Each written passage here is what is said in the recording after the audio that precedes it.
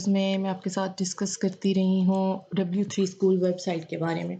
तो आज हम लोग छोटा-सा शॉर्ट सा एक लेक्चर लेंगे W3 स्कूल की वेबसाइट के बारे में जो मैंने आप लोगों के साथ डिस्कस की है, कि ये इम्पोर्टेंट क्यों है या इससे आप इम्पोर्टेंट क्यों है ख़ैर आप इससे बहुत सी चीज़ें सीख सकते हैं। आप कहीं भी गूगल पे जाकर W3 स्कूल लिखेंगे है मैंने इसको डायरेक्टली ओपन कर दिया है। आपको मैं बता देती हूँ गूगल ओपन करें, W3 स्कूल आप लोग ये देखें आपकी सर्चिंग में लिखा हुआ आ रहा होगा।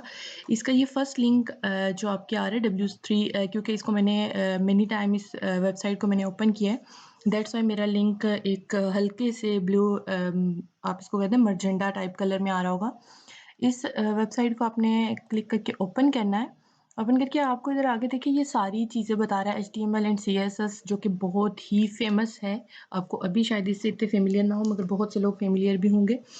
ये वेबसाइट डेवलपमेंट और ये भी एक लैंग्वेज है एचटीएमएल की, साथ में कैस्केडिंग अब इसमें कैस्केडिंग स्टाइल शीट वगैरह यूज़ की जाती है उसके साथ।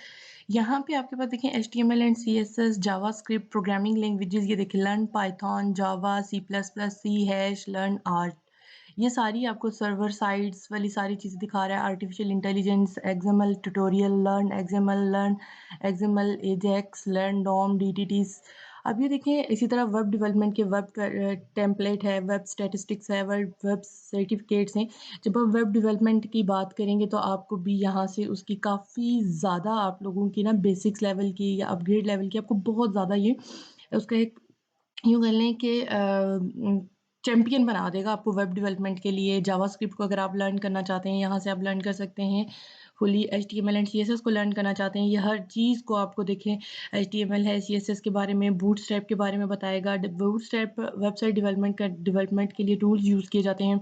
W3 dot CSS, colours, icons, graphics, SVG, canvas, how to, ये हर चीज़ के बारे में आपको ब्रीफली एक्सप्लेन करेगा हर चीज़ को और आपको उसके बारे में बताएगा कि कैसे आप इसको यूज़ कर सकते हैं। हर चीज़ के बारे में आपको पहले बताएगा, देन उसकी एग्ज़ाम्पल सॉल्व करवाएगा।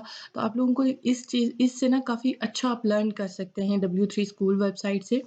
यहाँ पर हम लोग जैसे आजकल जो हम लेक्चर्स कर रहे हैं वो learn C plus plus mean कि हम लोग सी प्लस प्लस को सीख रहे हैं। तो यहाँ पर अगर मैं इस लिंक को ओपन करूँगी, क्लिक करूँगी तो ये मुझे सी प्लस प्लस के ट्यूटोरियल स्टार्ट कर देगा। अब देखिए सबसे पहले सी प्लस प्लस होम की बात की इसने, एक प्रोग्रामिंग लैंग्वेज है, पॉपुलर प्रोग्रामिंग लैंग्वेज है used to create the computer programs, start learning C plus plus now. देखिए ये सारी चीज़ें नेक्स्ट।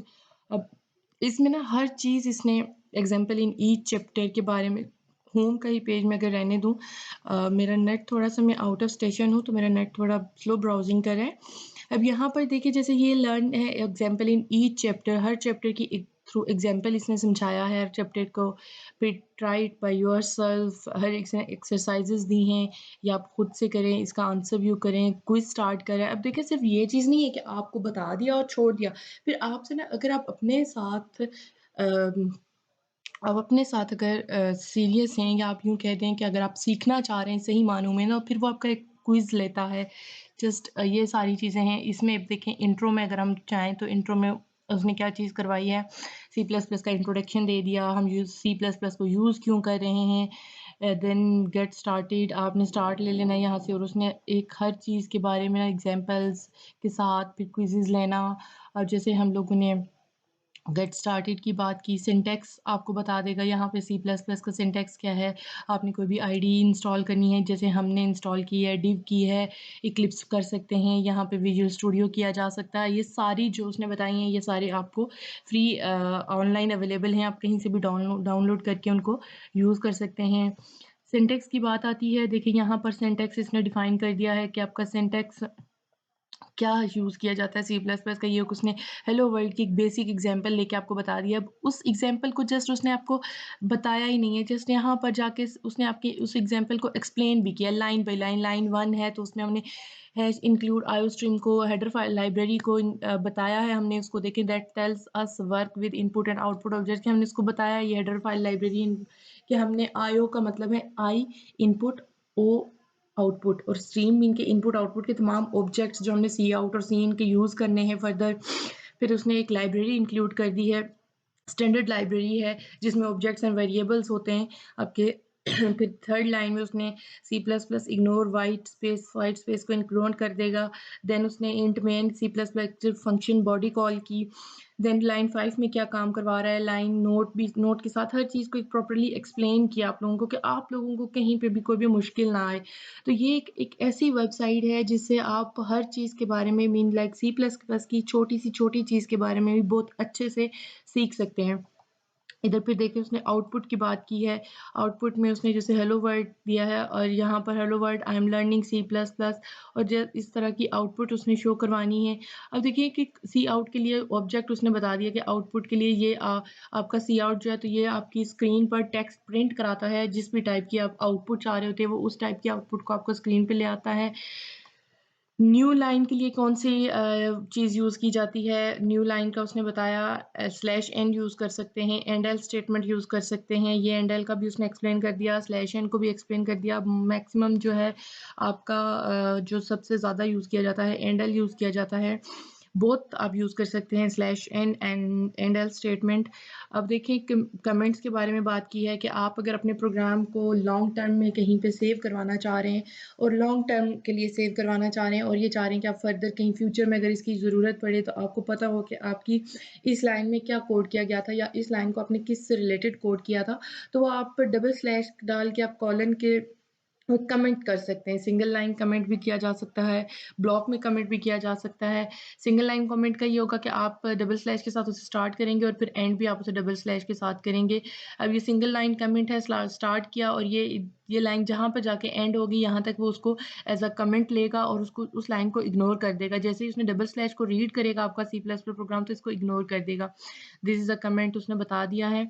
अब अगर आपने अगर मल्टी लाइन्स ग्रुप में कमेंट करना है तो आपने स्लैश और स्टैरिक के साथ स्टार्ट करना है और एंड करना है पहले स्टैरिक और फिर स्लैश। तो वो आपका पूरा एज़ अ होल वो क्या करेगा जब उसने यहाँ पे ये चीज़ रीड करेगा तो उसको पता चल जाएगा कि ये कमेंट स्टार्ट हो रहा है देन अगला रीड करेगा तो वो देखेगा कि ये पूरा ब्लॉक है तो वो अब नेक्स्ट देखेगा कि ये ब्लॉक कहाँ पर एंड हो रहा है। तो वो इस चीज़ को रीड करके जब ये चीज़ रीड करेगा तो कहेगा यहाँ पे ब्लॉक एंड हो गया। अब देन मैंने अगला जो लाइन लेनी है वो उसको मैंने उस पे फंक्शन परफ़ॉर्म करना है, कोई भी ऑपरेशन परफ़ॉर्म करना है। कमेंट के बारे में हो गया, जैसे वेरिएबल्स आ गए, इनको भी हमने बहुत अच्छे से डिस्कस किया था वेरिएबल्स हमने डिस्कस किए थे कि वेरिएबल्स कोई भी आपने मेमोरी में लोकेशन अपने लिए कोई स्टोरेज बॉक्स अपने लिए जगह ऑक्युपाइड करवानी होती है तो आप वेरिएबल्स का यूज़ करते हैं क्योंकि कोई भी ऑपरेशन अगर किसी ऑपरेटर पे परफॉर्म करना है तो ऑब्वियसली वो मेमोरी में कहीं न कहीं स्टोर होगा। अब इसने वेरिएबल्स की बात की तो वेरिएबल्स में डिफरेंट टाइप ऑफ वेरिएबल्स होते हैं, उनकी डाटा टाइप्स जैसे मैंने आपको बता दिया था कि ये वेरिएबल है और ये इस टाइप की इसकी ये अगर डाटा टाइप लगाएँगे तो हम ये कहेंगे कि ये इस टाइप का वेरिएबल है। जैसे इसने इंट बता दिया, स्टोर इंटीजर वैल्यू करता है, आगे इसने रेंज बता दी है, विदाउट डेसिमल, डबल है, करैक्टर है। अच्छा डबल मीन फ्लोटिंग पॉइंट में वेरिएबल्स ही हैं आपके जिसमें आपके पॉइंट्स में वैल्यू स्टोर की जाती हैं, करैक्टर है, स्ट्रिंग है। अब देखिए करैक्टर में हमने कहा था कि सिर्फ़ 8 बिट का आप कोई भी बाइट जो है वो एक स्टोर करवा सकते हैं करैक्टर में। अब यहाँ पर उसने बात की है कि सिंगल करैक्टर को आप स्टोर करा सकते हैं। सिंगल करैक्टर जब आप स्टोर कराएँगे तो उसमें आप सिंगल कॉलन के साथ स्टोर कराएँगे। अब स्ट्रिंग में हमारे पास एक जैसे हेलो वर्ल्ड की हमारी एक स्ट्रिंग बन रही है, ठीक है? तो इसको हम डबल कॉलन में स्टोर करवाएँगे। इसको वो करैक्टर लेगा। बूल में आपने 2 वैल्यू स्टोर करवानी होती हैं, ट्रू एंड फॉल्स। ये सारी चीज़ें देखिए इन डिटेल यहाँ पर डिस्क्राइब की गई हैं। डिक्लेयरिंग क्रिएटिंग वेरिएबल्स, आपने वेरिएबल्स कैसे क्रिएट करने हैं, उनको डिक्लेयर कैसे करना है, उनको इनिशियलाइज़ कैसे करना है, ये हम लोग सारी चीज़ें डिस्कस कर चुके हैं। अब डिक्लेयर मल्टीपल वेरिएबल्स है, डिक्लेयर आइडेंटिफायर्स हैं। इसी तरह देखिए मल्टीपल वेरिएबल्स को डिक्लेयर किया गया है। आप कॉलन के साथ उसे सेपरेट करके डिक्लेयर कर सकते हैं या उसको आप लोग ऐसा कर सकते हैं कि आप अगली-अगली लाइन में भी जाके अपना कोड एफिशिएंट बनाने के लिए मल्टी लाइन्स ना इंक्लूड करने के लिए आप लोग क्या करते हैं कि उसको कोमा के साथ सेपरेट करके मल्टीपल वेरिएबल्स को डिक्लेयर किए जा सकते हैं। आइडेंटिफायर्स आ जाते हैं, कांस्टेंट आ जाते हैं, यूज़र इनपुट्स आ जाती हैं, डाटा टाइप्स को हम लोगों ने डिस्कस किया था बहुत डिटेल में, नंबर है, बूलियन है, करैक्टर है, स्ट्रिंग है। देन हम लोगों ने अब हम लोग यहाँ तक आए हैं, हम लोग कंडीशनल स्टेटमेंट्स पे हैं। आगे हम लोग सारी चीज़ें जो डिस्कस करेंगे स्ट्रिंग में, मैथ्स में, बूलियन कंडीशंस पे हम लोगों ने बात की थी। ये उसने हर चीज़ को देखिए सेपरेट किया, ऑपरेटर्स को अलग से बता दिया, फिर स्ट्रिंग को बताया, फिर मैथ को बताया, फिर बूलियंस को बताया, फिर कंडीशंस पे हमने बात शुरू की थी, जहाँ पर हमने इफ एल्स स्टेटमेंट की बात की थी। इफ एल्स स्टेटमेंट को भी यहाँ पर उसने बहुत अच्छे से डिस्क्राइब किया है सारा कि इफ एल्स स्टेटमेंट आपने कैसे यूज़ करनी है, क्यों यूज़ करनी है। मैंने आपको बहुत अच्छे से भी बताया था कि जब हमारे पास कोई ना कोई काम करने की एक ऑप्शन हो, किसी कंडीशन के बेस पर हम लोग काम करते हों, तो हम लोग उस स्टेटमेंट को यूज़ करते हैं। अदरवाइज़ हम लोग हाँ, सॉरी उस स्टेटमेंट को हम लोग यूज़ कर रहे होते हैं किसी कंडीशन की बेस पे इफ स्टेटमेंट यूज़ की जाती है, उस ब्लॉक को या उस स्टेटमेंट्स को वो कंट्रोल कर रहा होता है। अब बात आई थी कि फिर इफ एल्स की बात आ गई थी कि हम लोग अगर ये कंडीशन है तो ये काम करो, अगर नहीं है तो ये काम कर दो। एल्स रेदर देन एल्स वगैरह की बात आ गई थी। तो ये चीज़ें सारी इसमें डिस्कस की गई हैं। आपके पास देखें पहले उसने इफ को डिस्कस किया, फिर एल्स को डिस्कस किया है, फिर इफ एल्स को किया है, शॉर्ट हैंड इफ एल्स के नोट्स बता दिए हैं। फिर अभी हमने स्विच स्टेटमेंट को डिस्कस नहीं किया, तो हम इस स्विच स्टेटमेंट को नहीं देखेंगे। नेक्स्ट क्लास में मीन में आपका W3 स्कूल वेबसाइट बताने का मेन मकसद ये था कि आपकी ये जो वेबसाइट है, इसमें हर चीज़ इन डिटेल में डिस्क्राइब की गई है। आपको हर चीज़ अब जस्ट इसने सिर्फ़ सी प्लस प्लस को ही नहीं डिस्क्राइब किया हुआ, इसने जावा को भी बहुत अच्छे से डिस्क्राइब किया है, पाइथन को भी डिस्क्राइब किया है। उसके भी आपके पास लेक्चर्स दिए हैं। देन उसने आपको बहुत अच्छे से HTML and CC web development की लैंग्वेजेस को भी बताया है।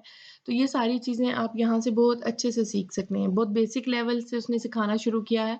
आप लोगों के लिए कोई प्रॉब्लम नहीं आएगी, अगर आप इंटरेस्टेड हैं तो। अगर आप इंटरेस्टेड नहीं हैं तो फिर आप कहीं से भी कुछ भी सीख लें, कुछ भी पढ़ लें, कुछ भी कर लें, आप सीख नहीं सकते। सबसे पहले अपने अंदर के इंटरेस्ट को अपने अंदर को जानें कि आपने सीखना क्या है एक्चुअल में, आप करना क्या चाह रहे हैं। आपके अंदर में ऐसा क्या है जिसमें आप बहुत अच्छी ग्रिप हासिल कर सकते हैं, उस चीज़ में आप हर बंदे को पीछे छोड़ सकते हैं।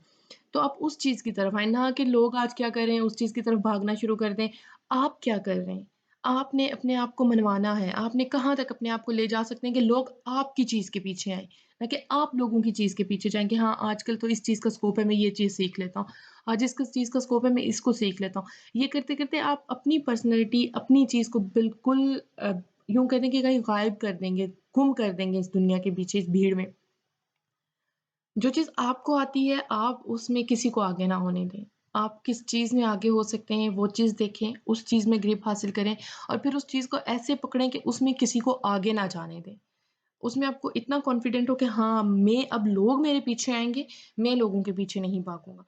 तो मेरा ये मकसद इसका यही था कि आपको अगर कोई मसला आ रहा है, जैसे पहले अभी-अभी कुछ बच्चे होते हैं जिन्होंने प्रोग्रामिंग वगैरह स्टार्ट की हो, तो उनको जब कोई मसला आ रहा है, अगर आपने सीएसएस में एडमिशन लिया है, तो आप प्रोग्रामिंग से आपको ये मत करना कि इस सेमेस्टर में हमने प्रोग्रामिंग घुमा दी तो बस ठीक है, बस उतार दो सेमेस्टर से, नेक्स्ट सेमेस्टर में प्रोग्रामिंग आप सीएसएस में आ गए हैं तो इट्स मीन प्रोग्रामिंग में आपका पीछा नहीं छोड़ना। तो प्रोग्रामिंग में ग्रिप हासिल करें, आज से ही शुरू करें।